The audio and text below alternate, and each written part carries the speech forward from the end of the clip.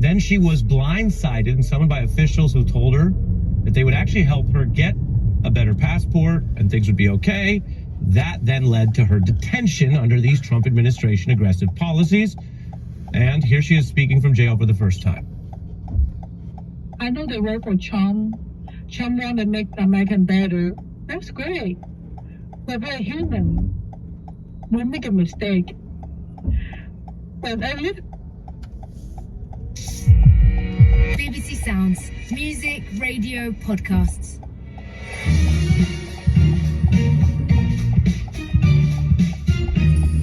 Dear living legends spelt correctly, welcome back to yet another Murder They Wrote, and today it's one of our favourite things to do. It's a mailbag episode. Welcome everyone. Yes, welcome back. In these episodes we deep dive into the Murder They Wrote inbox to showcase the best thing about this podcast, the emails we get from our living legends. So lock in for some wonderful anecdotes, strange confessions,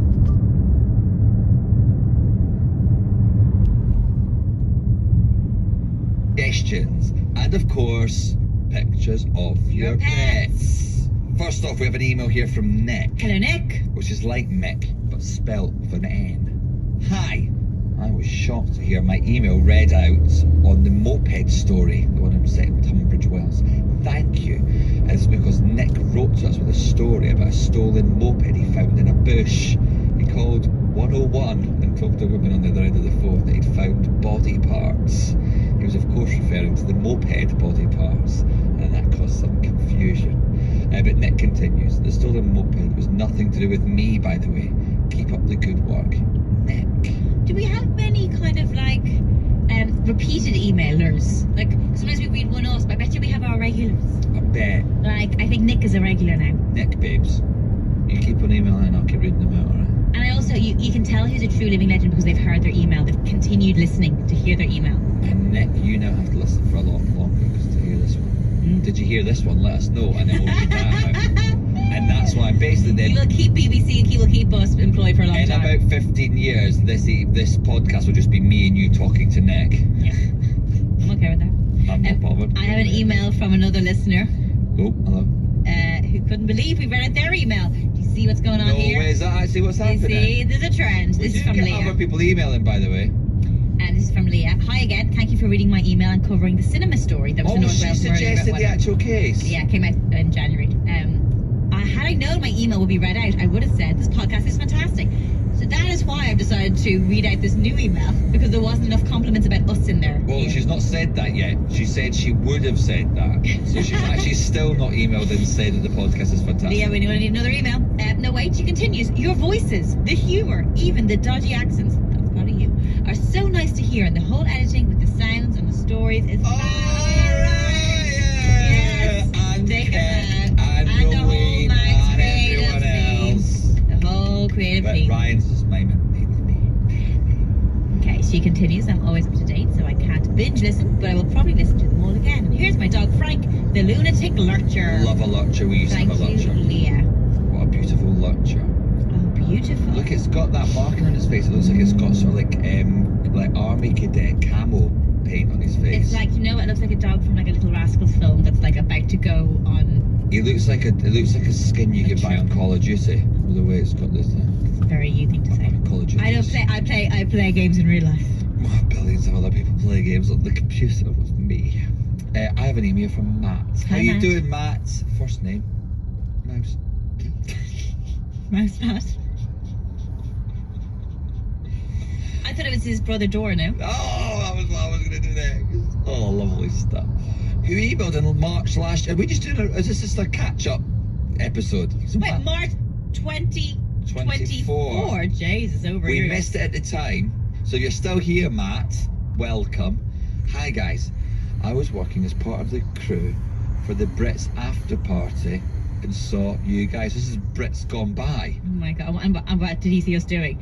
It took every bit of my professionalism not to come over to you both and show you a photo of my dog and tell you how much I love the podcast. This was for two reasons. I would have likely been fired, and two, and more importantly, you were stood having a chat outside the toilets. It didn't seem like the best time to show you a dog photo. That could have been pumping. My boobs. Was that not the pumping? A year ago. I thought it was March last year. Yeah, I didn't have a child last year, Ian. Oh yeah, that's Our ages child ago. is like almost 5. That's a good point, actually. So what were we doing next to the toilet then? You were probably waiting for me. I was waiting for you. You take ages. That's why I think you're pumping, because you're just always in there for so long. Like, do you feel like I'm breastfeeding right now? Like, He says, anyway, I didn't want you to feel that you had missed out, so attached a photo of my lovely doggo. so I need to continue. Not just a dog in a hammock. Oh my God, keep up the good work. Listening to great podcasts like yours has really helped me get much needed headspace from the real world. And my God, that dog is freaking gorgeous. So thank you, Matt. It was a high stress environment. Those after So what happened this year at the breast? Was I pumping my boobs, breastfeeding our 5-year-old? Literally, you were 7 Ian has no idea of like the stuff that I centimeters. have to do. Oh, the Matt saw us again in the Brits. He came up and spoke to us, and he's emailed again. Hello, both. As promised, when I saw you on Saturday night at the Warner Brits after party, we were there. Pretty cool. I'm emailing again. I am still listening to the podcast every week, just like I was last year, and I'm still loving it. You were so friendly when we chatted last night, and that is much appreciated, especially when the staff at events are often treated like rubbish. We didn't treat the staff like rubbish. I used to work at those events, like back in the day now, and I worked at those events, and Yeah. they're mad. And I'm I like, didn't even know he was. I just thought he was a lad we were chatting to. If I'd known it was the staff, I'd have told him to piss off. I'm joking. He was lovely, actually. You look dead trendy, Matt, from what I remember. I like Matt's a long-term listener. Keep up the good work for your long-term listener, Matt. Matt, thank you for that email. I'm glad we've managed to fish out. I said to the team, fish out that old email from Matt, and they did it. Brilliant. I mean, Ian could have done it himself, but he said no to the staff. He said to the staff, hey you, Staff to do it. hey you, I go got the through. bloody staff to do it. I have another email from Tom. Hello, Tom. Tom How's from MySpace? Always the same bloody joke. He emailed in to offer a correction on our Warwickshire Murder You Wrote episode. I Okay. do love the corrections. Did Ian pronounce something wrong? You said Warwickshire, which I'm impressed by. Why, how else would Well, a you? lot of Americans and Irish say Shire. Warwickshire. Warwickshire. You did well. Tom says, hello Laura and Ian. Spelled correctly. Love the podcast. I've been listening since the very beginning. And will hopefully be listening until the very end. Yes. I love Ian's trying attempt at different accents. I'm quite good at some of them. My favourite episode was definitely the maple syrup ice It cream. was great. Sorry to be somewhat pedantic, but I have a minor correction. Ready? In a Warwickshire Murder You Wrote episode, you stated that Amazing Grace was written in Cullompton, Verney, but is written by John Newton in my hometown of Olney. Is it Olney? I've no idea. It's very small, isn't it? Do you know what? It's fine because Tom will write in if I pronounce it wrong. In Buckinghamshire. Buckinghamshire. We even have a sign when entering the town that says Home of Amazing Grace. Fun fact, my friend thought the sign was in honour of some famous circus performer called the Amazing Grace. Amazing. However, it definitely relates to the famous hymn. I always thought it was American. Please see attached photo of my beautiful dog, Nyla. She also very much enjoys listening to the pod. Keep the laughs coming. Much love and kind regards, Tom. Kiss. Oh my God, I She's love. smizing. What's the Nyla term for that? smizing. Like, Smizing. what? No, the Smiling with her colour eyes. like blonde or what you call it, tan. I love that. It's Like almost- strawberry blonde. Yeah. Oh my God, it's such a gorgeous colour. I would like to apologise on behalf of the podcast for spreading misinformation about the origins of Amazing Grace, Living Legends. I apologise. Yeah, that's the baby. On behalf of the BBC. I we'd did like to check Tom, apologise. not that I did doubt him, but I did check, and Tom is in fact correct. John Newton wrote the poem that would later become the hymn. So it was a poem first. So we didn't do the Amazing Grace. So he Is that not the American national anthem? When did they sing Land at of the sports Brave. events? Amazing, oh the land of the free. So the hymn originated in Olney in Buckinghamshire, but it was the actual, what came first was John Newton's poem. The confusion came about because some sources claim that John Newton lived in Kinnington? Kinnington, yeah. Kinnington? Kinnington. In Kinnington. Where's Kinnington? I've no idea. Okay. Well, some claim that he lived there for a while. Thank you for keeping us right, Tom. Thank you very much. Okay, we've got one here from Lisa. Hi, Lisa. Hi, Lisa. Hi, Laura and Ian. Spelt correctly. Love the podcast. Point made correctly. I recently recommended it to my dad, only to find out that he was already a loyal living legend. Stop it. And has been listening from the beginning. It has been added to the list of things we text each other about, which up until now had been mainly Celtic FC and answers for Pointless. I like all of those things, although Celtic could be substituted with Hibernian FC. He's normally more up to date date than me, so I'm emailing in the hopes that I receive a surprise text from how cute. Lisa's dad, if you're listening right now, text Lisa and say, babe, OMG, your email's on the pod. P.S. Celtic have won the league again, but Hibs are beating Rangers. Ponder X at the minute. I also have a funny story about my late Uncle Ian, spelled incorrectly, who in his younger days tragically lost an eye due to an incident with a dart. Story. What a funny story. He later saw the funny side and delighted in telling people it was Ian with one eye. He was Ian with one eye. Lovely stuff. Keep up the good work, Lisa and Dad Joe. You can never lose an eye because it just gets very confusing. Ian with two eyes who has one eye. I also have an email here from Elaine. You're not going to like this, Ian, but Elaine has an observation about calendar. Yeah, you see, my mum, I was just up in Scotland recently, my mum every day went, I can't believe you said calendar. It's calendar, how do you not know that? I've never been. What Elaine says. Okay. Dear Laura and Ian, spelled correctly. I enjoy listening to your podcast, but I'm a little behind, and I only listen when my two girls, aged 3 and 6, are elsewhere. That's such a funny way to put it. Where are they? I recently listened to episode 52, and my ears pricked up at the mention of calendar. I personally visited this town, unpacking from Land's End to John O'Groats. Oh, did you? Well, good for you, Elaine. John O'Groats. Never saw a Groats.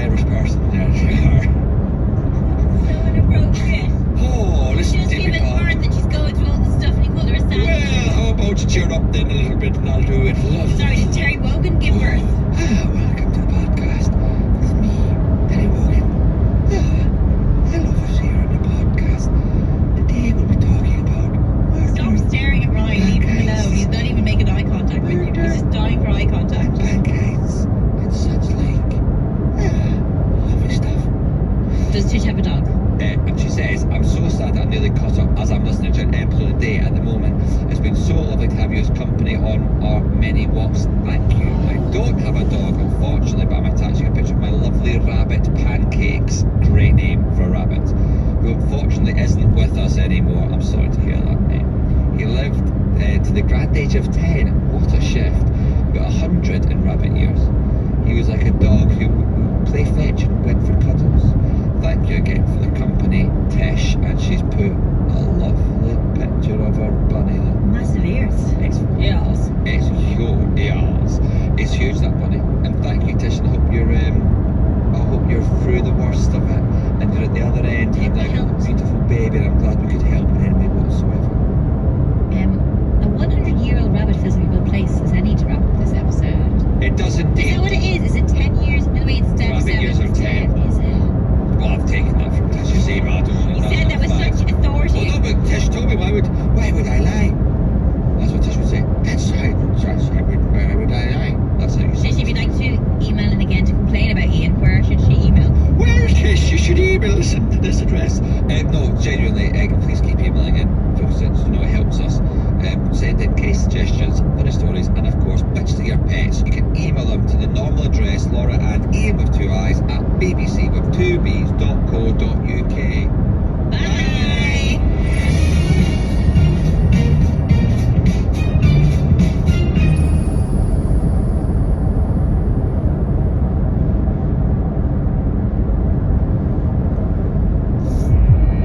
BBC Sounds, music, radio, podcasts. Hello everybody, welcome to the podcast. Laura's currently nasal deep in some Snuffle Babe. It's Getting called ready. Snuffle Babe. It's got eucalyptus oil, menthol, and pine oil. It's Yes. paper rub. It's like what you put on, when you're a kid. Yeah, but it's not the official one, is it? It's a sort of weird, I also non-medicinal. don't know where it came from. I just found it. I found it in your drawer. My drawer? Yeah. I've Beside never the bed. used that in my life. Did you think it was something else? Did you think it was lip balm? And you've been using it as lip balm? No, I've not been using it. I've never even seen this. Snuffle Babe Vapor Rub. Anyway, my little booked up. So Laura's not feeling great this week, but luckily for you, Laura, it is my turn. And I still turn up. You still walk from the bedroom all the way to the other bedroom. And it is my turn this week, and guess what I'm taking you? Guess what I'm taking you, mate? Ooh, maybe to a doctor's appointment because I'm fairly ill. I'm taking you to Scotland, Yay! baby! Down well to Scotland, everybody, Scotland, here we go, Scotland. Is that Scotland's version of Ireland? We just say Ireland. Yeah, I've done it. I've covered it in my stand-up in the past, but the Irish rugby national anthem is one of the worst things I've ever heard in my It's entire life. or the best. It's a disgrace. Or the best. Why is it? Ireland, together standing tall. It sounds like a school hymn. Do you know what though? At least people know the lines. The amount of times I have watched. Shoulder. Do you know what I hate? When you watch all these players and they don't know the words. But they never say, like they don't know the words. God But at save least the we know king. the words. Ireland's national anthem is like I do my the school one for assembly. public. Yeah, the one for both. rugby for everyone. So that's for the whole country. Now what do you sing in Scotland? Scotland, oh flower of Scotland. Oh, flower is good. What an anthem! That's a great song to be fair. It is the best. What is the flower of Scotland? The thistle. What's the Spiky national one, isn't it? animal of Scotland? I do know this. We talked about this before. It's not a coo. No, it's not a Highland Coot. No, it's something that you wouldn't think it's going to be. It's like a weird animal. Like, Right, I do you don't wanna think it's guess? in Scotland. I do know this. We've talked Right, are you smiling zero? What is it? It's a unicorn, I know, baby! it's not a real animal. Sorry, babe. Sorry to burst that bubble with your What, unicorn sorry? horn. That Sorry, ain't what? real. Why? Sorry, let's ask a question. We will get eventually around to this podcast. Why is it a unicorn? I don't actually know, but it's a bit of fun, isn't it? And so that's it. Look, all you need to take away from this conversation is Scotland has the best national anthem. Anyway, we're not going to anywhere in Scotland. think that would be hilarious. I'm taking you somewhere very fancy. We're going Oh, to wait. the Isle. We're not going to Scotland. We are going to Scotland. Oh. Not anywhere in Scotland. We're not going to anywhere in Scotland. Well, not just anywhere. We're going. Why is I'm going to it? get to the end of the sentence if it kills me. We are going. We're not going anywhere in We're going Scotland. to the Isle of Arran. It's a beautiful Scottish island just off the southwest coast of Scotland. Isn't that funny? Because in Ireland we have the Aran Islands. Isle of Arran. It must be. You've got the Isle of Arran and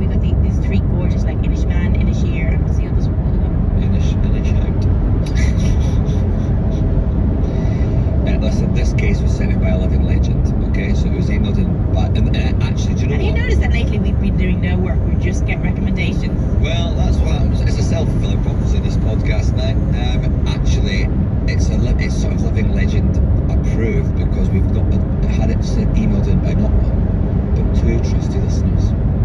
First is In Chris. this year. That's the other one. I hate it when I get more English. In Right. it's more English man this year. Right, so Chris says, hi, Laura and Ian, spelled correct. How are you, Chris? Have you heard of Goatfell with two L's? Murder on the Isle of Arran, spelled with two R's. I think it could be an excellent choice for the podcast because quirky murder, check. Opportunity to make goats falling over jokes, check. Geographically situated between Ireland and Scotland, check. It's got to be on the short list. Also, please find attached a photo of our 3.75 kg cat Bridget. This cat is 0.75 kg heavier than Mick. Yeah, she lies like that on purpose. Regards, Chris from Leeds. Well, Chris, it didn't just make the short list. It made the He's made himself laugh. He's made himself laugh. Thank you also to Vary, another living legend who emailed in. As well as pointing me in the direction of this story, she also offered me support as a fellow Gaelic name haver living in England. She says I can provide Scottish sisterhood for Ian. I also have a Gaelic name, so in England I feel the pain. My whole family have normal Scottish names, but mine is Vary, spelled correctly Mhairi, but pronounced Vary. One day I recorded how many variations I got and it was 26. I thought it was Mary, I must admit. I went to university with a girl called Mary and she spelled it like that. I do think in Ireland sometimes if you put a B and a H together, it's a V. In Gaelic, an M and an H is a V. I've just learned from this name. Yeah, so sometimes an M and a H can be a V, but I didn't know if that was in Scotland as well. Well, Vary, thank you very much for your email. And your wacky name. Well, listen, it's a corker. Well, two living legends have emailed us. Chris So it from must be Leeds, Vary from Gaelic. They've all emailed in. Scotland. Are you ready for a murder on a remote Scottish island? Let's just get on with it.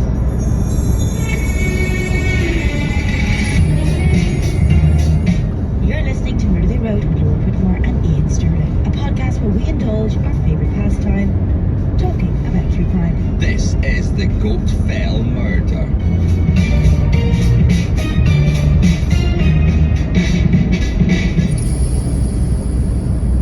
It's 9 AM on Sunday morning, 1889. It's the 4th of August and it looks set to be a beautiful day.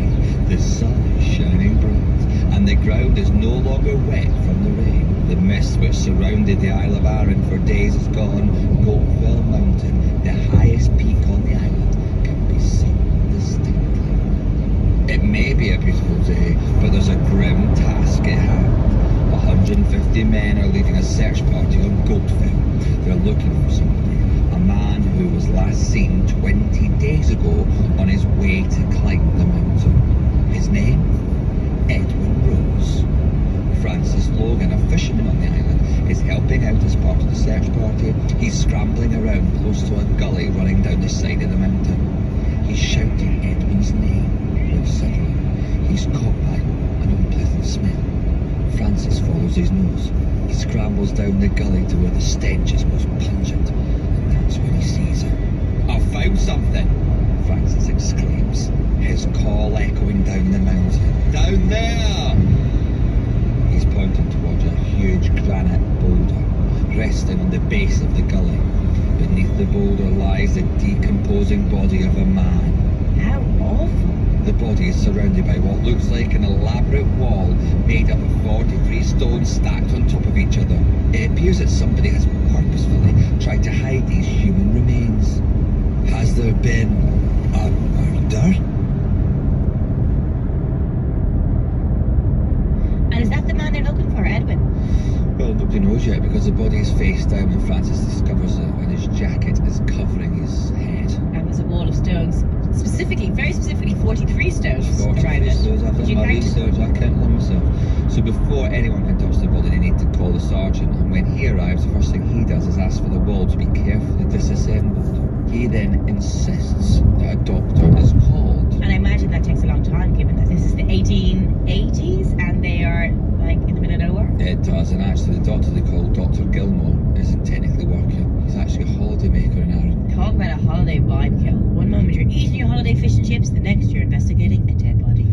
it's not usually on your holiday bucket list. Go and do my job up a mountain, but there you go. Always on call. But if you think it's bad for the doctor, I promise you it is so much worse for Edwin's brother, Benjamin. I mean, is he there? Yeah, he's travelled up from London to help look for Edwin, so he stood at the scene, anticipating that the body underneath the boulder might be that of his brother. But he can't do anything until the doctor is called, and the doctor doesn't arrive till 8 p.m. in the evening. No, this reminds me of, we watched that thing on Disney about the, you need a sharing one coffee, there's no bad Laura's really sick, so we get to share a coffee now. Well, I thought you could have made me one. I shouted up to you, you said, did anything, and then said, did what one, and you said, you'll share. Hold on a second. Sorry, let's go back. I shouted upstairs to you and you didn't say anything. Could that be that I didn't hear you shout up? Yeah, of course it is, yeah. Yeah, so I didn't say I didn't want a coffee. I didn't hear you ask if I wanted coffee. So when he said he didn't reply, it just meant I didn't But hear you. what, I don't understand what I could have done. Don't have to share coffee. I'm happy to share the coffee, of course I am. Doesn't sound like you're happy to share coffee. What's mine issues? I was talking about that Disney show that we watched about finding Michael. Do you remember Spencer? Yeah, Spencer and Matthews, yeah. They found so many bodies up That there was as the well. weird thing. They just kept going, nope, that's not him. Nope, that's not him. And obviously they can't bring these bodies down because it costs so much money. They only have the equipment to bring one body down. But it's so... Especially it's sad when they they're haven't- frozen, they're mad Yeah. heavy as well. And also, because they're frozen, they haven't really decomposed, so you can still see the person.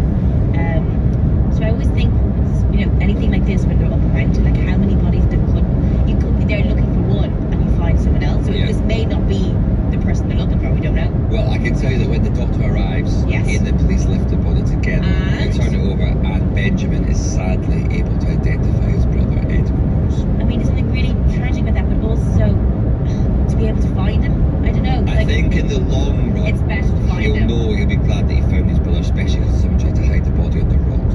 So Dr. Gilmore, whose holiday has been completely derailed at this point, conducts an examination, and this is what he finds. Firstly, Edwin has no possessions on him. All his pockets are empty, and one of them is even turned inside out. Sadly, he notes that Edward's head and face have been fearfully and terribly smashed. Yet despite the massive injuries to his head and face, his body is relatively uninjured. There was just one fracture at the top of the left shoulder blade.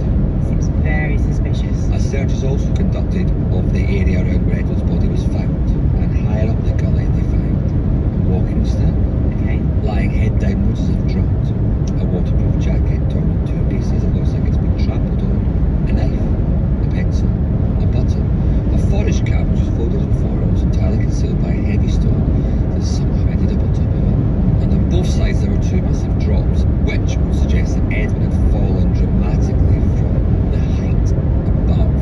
And so now I just double check, all of these objects, they belong to Edwin? They did belong to Edwin? Makes a lot of sense. Yeah, so there's loads of items at the top of this sort of gully. Yeah. They're all Edwin. He's at the bottom. Yeah. So I think what it's trying to suggest is he was at the top of the gully. And then he, Just wondering if any of the items belong to someone else, maybe? quite confusing why would all the stuff would fall out of his pockets and then he'd fall down a gully. Maybe there was some sort of kerfuffle beforehand. Yeah, well maybe like, could you do a little recap? I don't know, it's interesting about GoFo. It has all these different areas on, like, the saddle, it's called, 'cause it's kind of that low shape, that dip, like a saddle would be.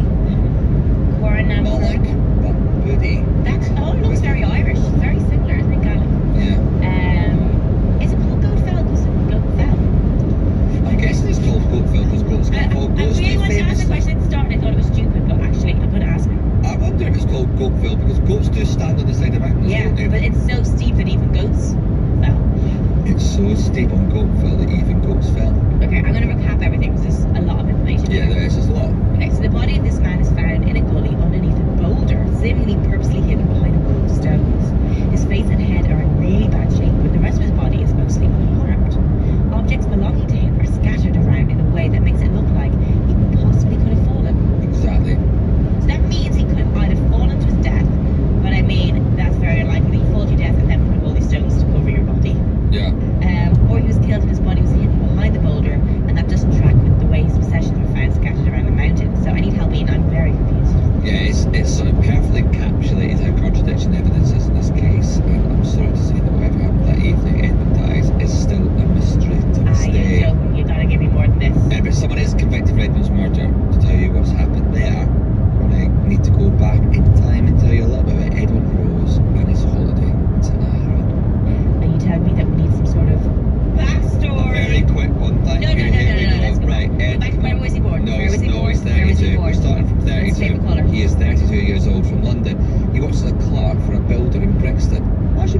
Brixton back then. I'd love that.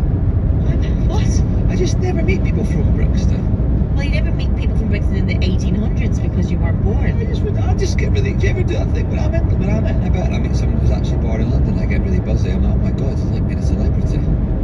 Okay, let's go back to our actual story. So, okay, got this backstory. He's 32. He's from London. He works as a clerk for a builder in Brixton. He's of slight build. Stands at 5'7". I'll put that in I'm for you. taller than I him. couldn't care less. It makes it interesting because it's you're like, how easy would it be for someone to fight him and to overpower him? He's athletic. He's Okay. friendly. He's not to start conversations with strangers. Never talk to So strangers. not like a Londoner, really.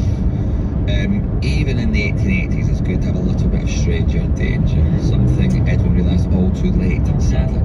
Because on the 12th of July 1989, he has a conversation with the wrong person. Who? First, what you need to know is that in 1889, the ferry that takes people across to Arran is called Ivanhoe. The service runs daily and makes several stops. I guess that's the only way to get there because, Arran is an island unless you're swimming. Exactly. One of the stops is Rothsea, a town in Bute, another nearby island. So many islands up there. There's loads of little ones up in Scotland, yeah, top of Scotland. On this particular Friday, when the Ivanhoe stops at Rothsea, it picks up two passengers. One of them is Edwin, and the other is a 25-year-old Scottish man who tells Edwin that his name is John Annandale.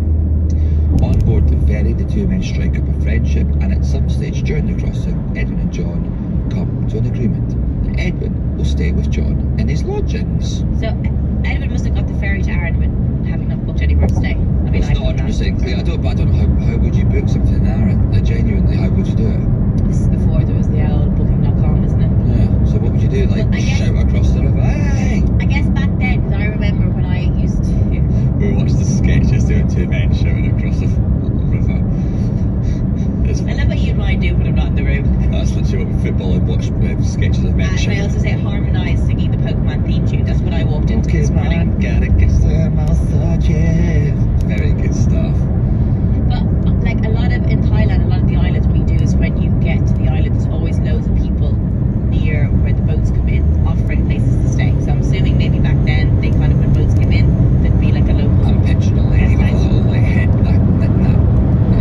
neckerchief. No, no, no, no. No, no, no. I can picture a woman like this.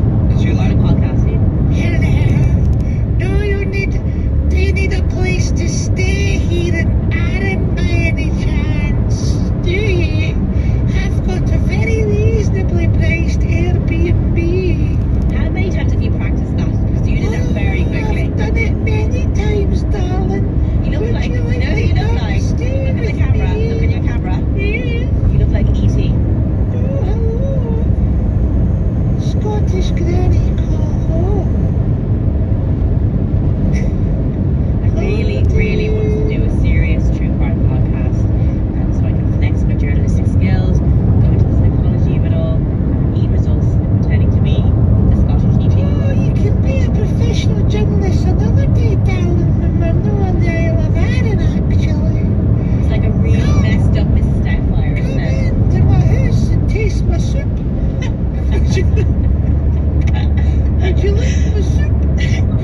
It's got bits in it, but they're good for you. Have my soup. Have it. I'm not touching your hand. Have my soup, hen. Eat it from my claws.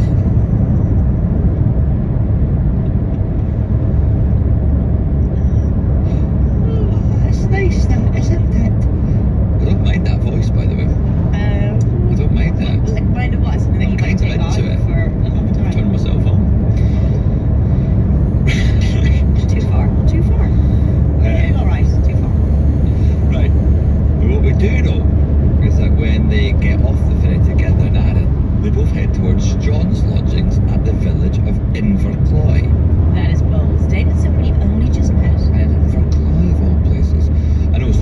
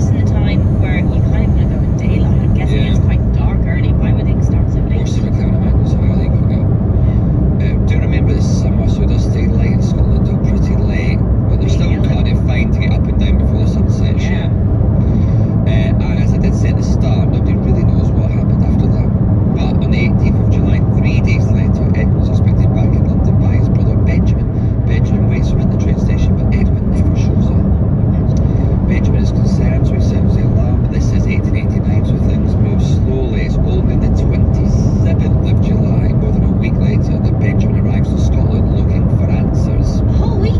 And on the same day that Benjamin arrives in Arran, the story breaks in the papers. It starts in the Glasgow Evening Citizen, who lead with this headline: An Arran mystery, suspicious disappearance of an English tourist. An accident or a crime? It's interesting that people already suspect foul play, isn't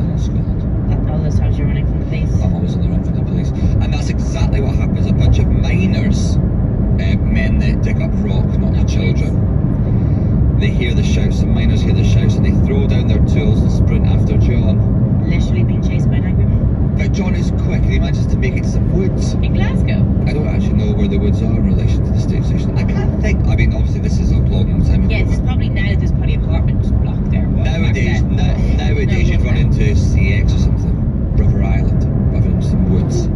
And in the woods, one of the miners spots him hiding. He eventually gets dragged out and is given over to the constable. It is at this point that John says, "I robbed the man, but I did not murder him." That's your version 3, you see. That's version 3. Yeah. So his trial takes place in Edinburgh, the greatest city. Edinburgh, the greatest city in the whole world. And tons of people show up for this trial, okay? They gather outside for hours, and get this, John makes his appearance via a trap door in the front of the dock. The trap door lifts up, and John, accompanied by 2 officers, comes up from the cell below. Like a pop star in a stadium tour, like Taylor Swift. It's like the Years tour, I was about to say that. The judge, for unknown reasons, decides that he wants the whole trial wrapped up in 2 days. I mean, that's quite quick for a murder trial now. And unbelievably, the judge gets what he wants. The trial starts on Friday morning, and by Saturday evening, the court reaches a verdict. John is found guilty, but only by a majority of 1. 8 jurors think he's guilty, 7 believe him to be innocent. All that evidence stacked against him, his lawyers must have done a really good job. I know, especially since John gives so many versions of events. The prosecution claimed that John hit Edward from behind with a stone and then robbed him for all his possessions. That would explain why the injuries were so focused around Edward's head. Well, exactly. However, the defence argues that the injuries Edward sustained were the result of a fall. I thought his face was messed up because they were trying to hide his identity. Do you know what I mean? Of what he looked like. Yeah, or This the guy back in the day patted him before- over the head and lost his mind. Before the 4 fingerprints and stuff were readily available. Ultimately, the prosecution's argument is what persuades the jury, and John is given the death penalty, which seems mad for a majority of 1, I know. Mad. However, his sentence is later commuted to life imprisonment on grounds that he was not of sound mind. He's definitely not sound mind because he keeps telling different And versions of listen, the this is story. the bit I always thought was mad for the story. John spends 41 years in prison before passing away. 41 years in And in prison. that time, did he ever admit to anything? Back in those What days, a lot of happened? men don't live to 41. How old was he? In his 30s, was he? When it happened? Yeah, 31, so lived to like 72. Well, he's probably better looked after in the prison than sometimes, especially if he didn't have much money and stuff. Yeah. At least get fed and shelter. Would we have any idea, like, what actually did happen? Did he ever admit anything? We'll never what happened that night. John maintained his innocence right until his death. And at the trial, after he was given the death penalty, he turned to the crowd in the stands and said, in a reportedly loud, firm voice, "Ladies and gentlemen, I am innocent of this charge." Obviously, that was in the trial, but like till the very end, even when he was like in his 70s. Right at the end, so we still never truly know what happened. And there you have it. That is the Goat Fell murder. I mean, it leaves a lot of questions unanswered, Ian. I don't know. I think it's pretty pretty clear he done it just because it's the late 19th century. Yeah. And how is anyone else getting up that hill? Do you know what I mean? Without people seeing, there was no one else on that mountain with those 2 men. Yeah. Do you think he was mad? Do you think he was like of sound mind? Because these days he probably would have got diminished responsibility. No, I don't think he would have done. I think because he took him up a hill and bashed his head in with a rock. It wasn't like he'd lost his mind. He just wanted some money. I think he wanted a quick buck. And it always There's got other ways to get a out. quick buck. But I think I need another email after that. Yeah, let's do Kind of some minds up emails. further. Have you got one for us now? Yeah, I got one from Joanna who says, I just had to send you guys an email. Wow. Love your podcast. It's the triple love. We love the triple love. Exclamation marks. I work as a support worker and part of my role is evening visits to people, and I drive all over Northumberland doing these visits on my own. It literally makes me look forward to working my late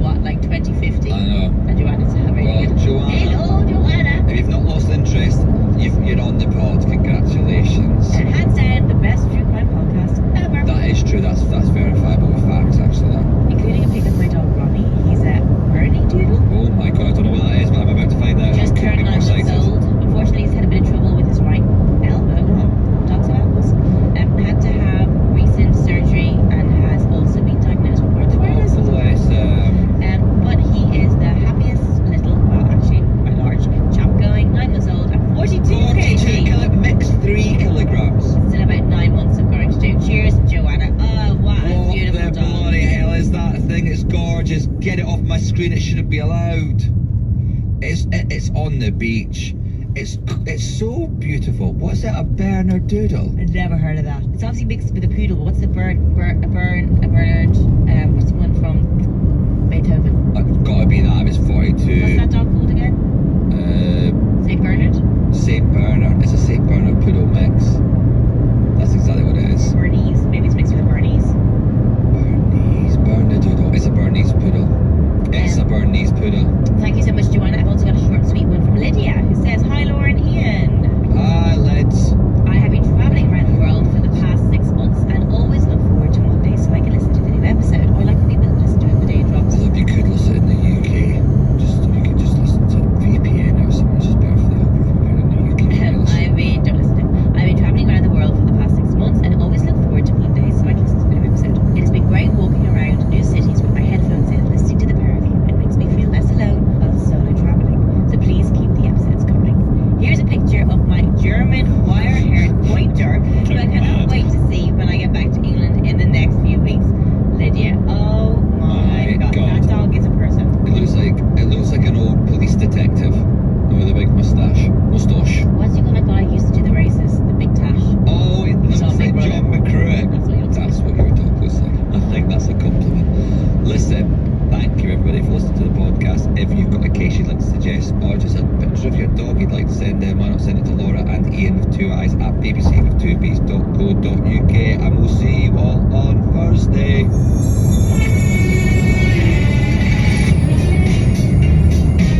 Where Do They Vote is a Manx creative production for BBC Sounds. The key sources for this case were the trial of John Watson Laurie and the Arran murder, number 38 of the notable British trial series. The Manx creative, the producers are Ryan Niall, Laura Williams and Kit Milford. This week, research and scripting. BBC Sounds, music, radio, podcasts. You're about to listen to a brand new series of Lady Swindon.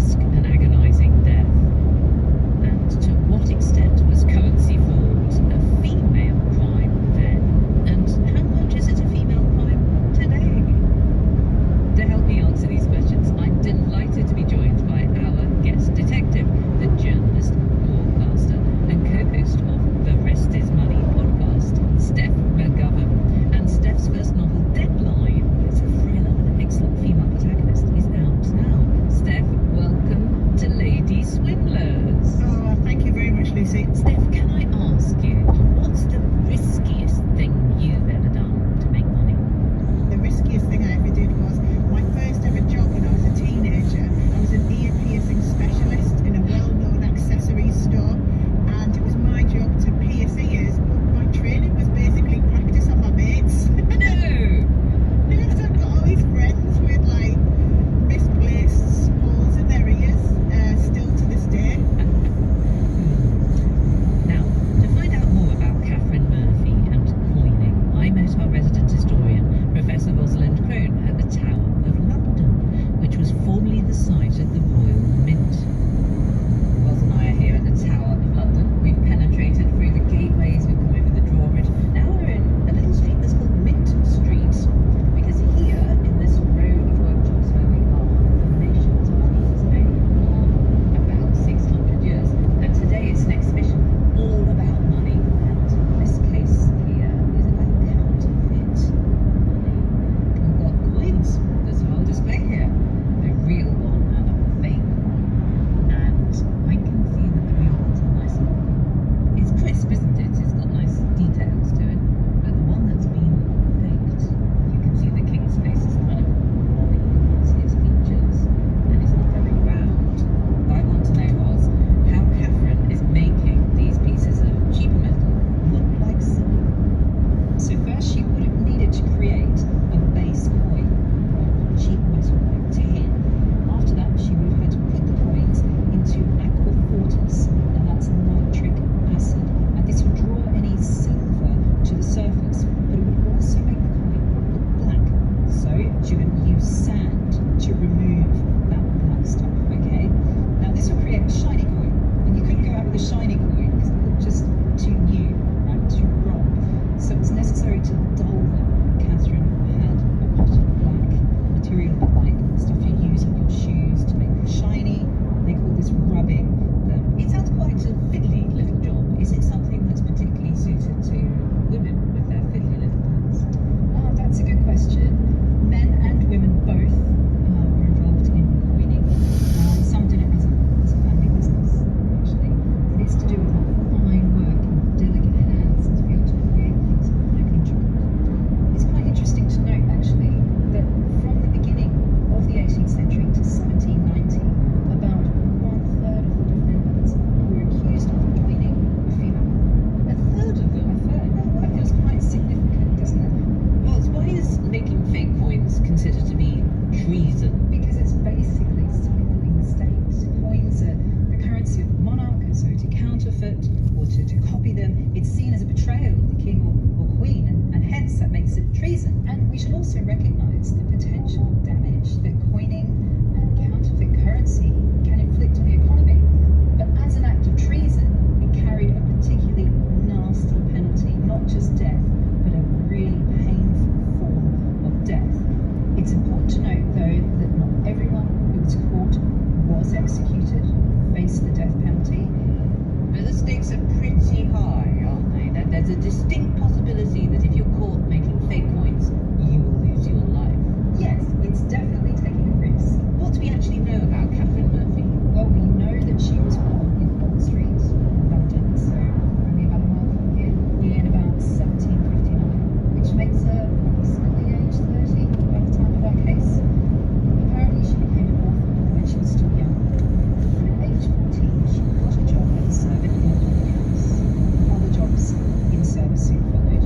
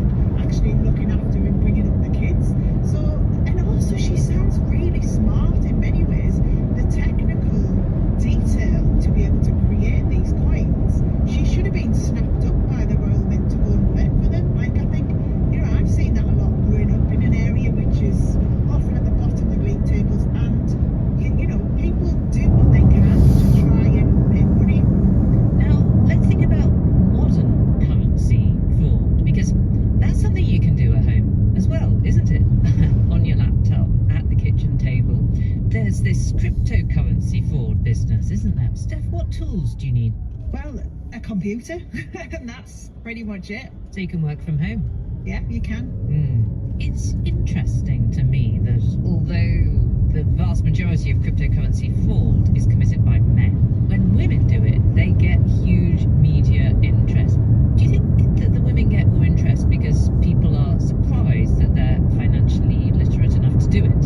I think, women are portrayed as like deviant or unusual if they are involved in financial crime. It is a lot more newsworthy. They're fascinating to us because we're like, oh, it is usually men, so what's driven this woman to it? Now, we don't know how long Catherine has been making coins back in the 18th century, but probably only since she met Hugh Murphy.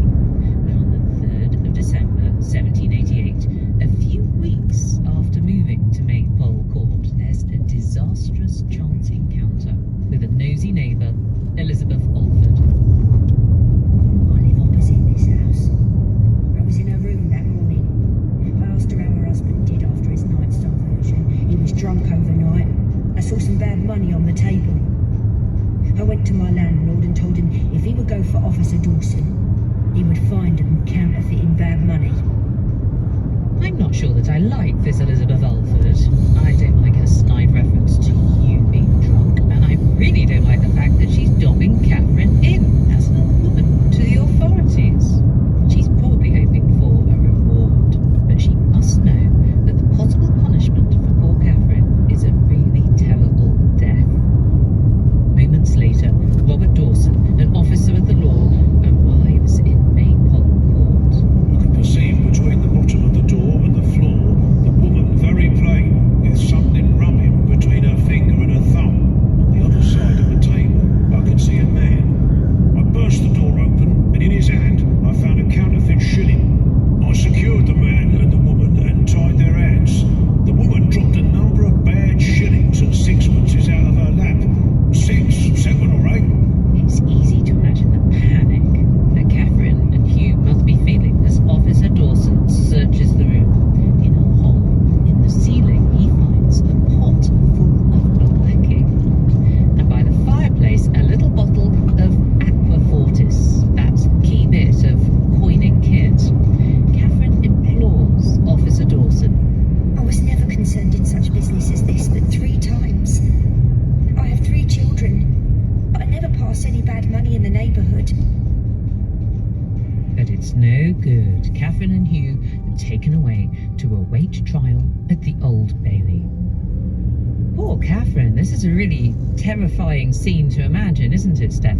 I don't think I like this nosy neighbour. But what do you think? Do we have a duty to report people when they're swindling the state? Tax avoidance, benefit fraud, that sort of thing. I think we do. I know exactly what you're saying about her being a bit of a nosy neighbour, but it's hard, isn't it, when so many people are working honestly? You don't want to then let people who aren't get away with it. This sounds like a bit of a neighbour falling out situation as much as anything else, but yeah, should you report it? Oh, I think you should. Catherine says that she's careful not to spend this bad money locally, but she's spending it somewhere. Do you imagine that it's easier for women to pass off fake money than it is for men?